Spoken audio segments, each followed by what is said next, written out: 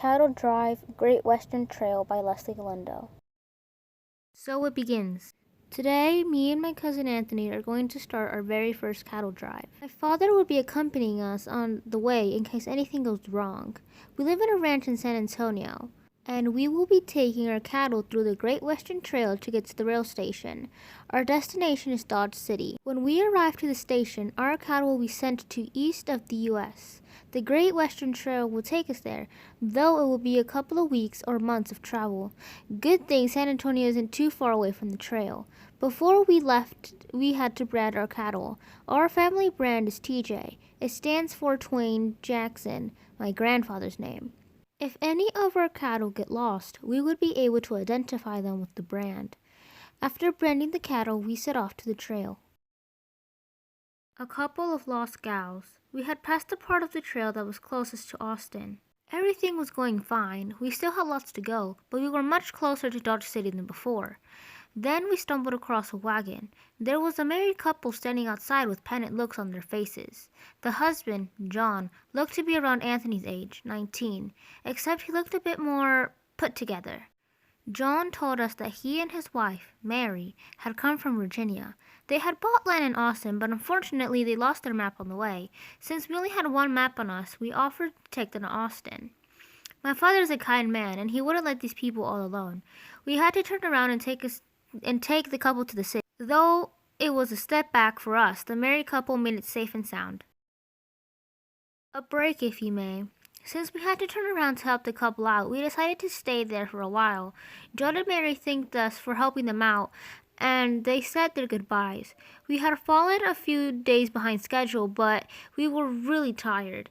We took a break in the city of Austin. We went to the local hotel. Father rented out a room for the three of us. Our cattle and horses were a massive disturbance, but luckily the hotel had a big ranch behind it where we could settle our cattle. We each took turns taking care of the cattle. When it was Father's turn, Anthony and I went to the bar located in the hotel. He had a couple of drinks, whereas I decided to stay sober to keep my sanity.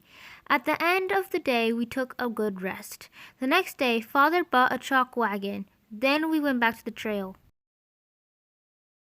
Our departure. In Austin, my father met up with some old friends. He told them that we had a lot of cattle and that we needed more people to help us keep track of them.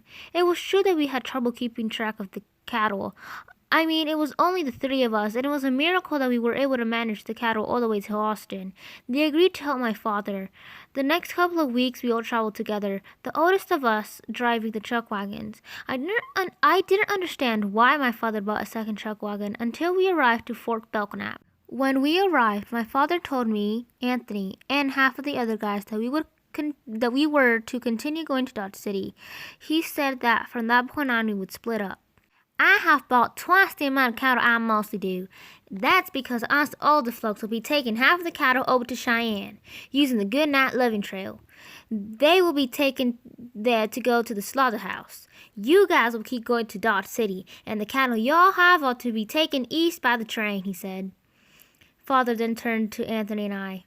Boys, I seen the way you cattle drive. You have done an amazing job. I trust that you will take care of the cattle. When you finish your job, you'll come back here with the rest of the boys until we get back. Do you understand? We both nodded. You guys will be taking the second chuck wagon, by the way. The following day, we got the cattle ready to depart. Father hugged Anthony and I goodbye, and we went our separate ways. Very hungry cattle. It had been a hard 2 weeks since Father left us. We had been doing an excellent job at herding the cattle and managing the horses, but it wasn't the same without Father.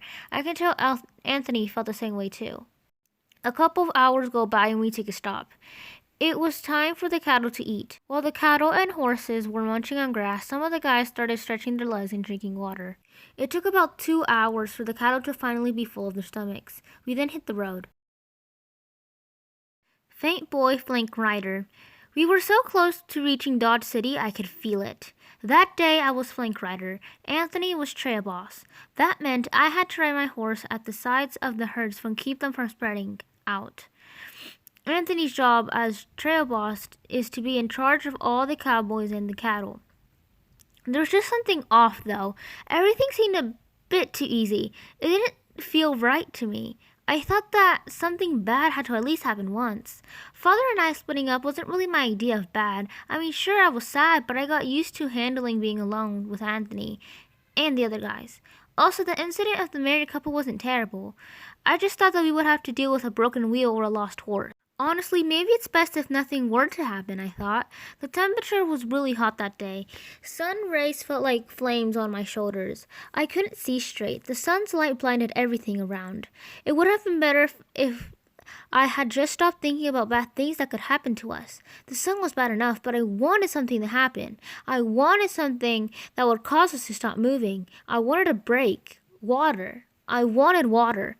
I was lightheaded. If I didn't get water soon, I would probably start seeing hallucinations. I started to sway back and forth, my eyes looking at the rays of the sun before finally closing.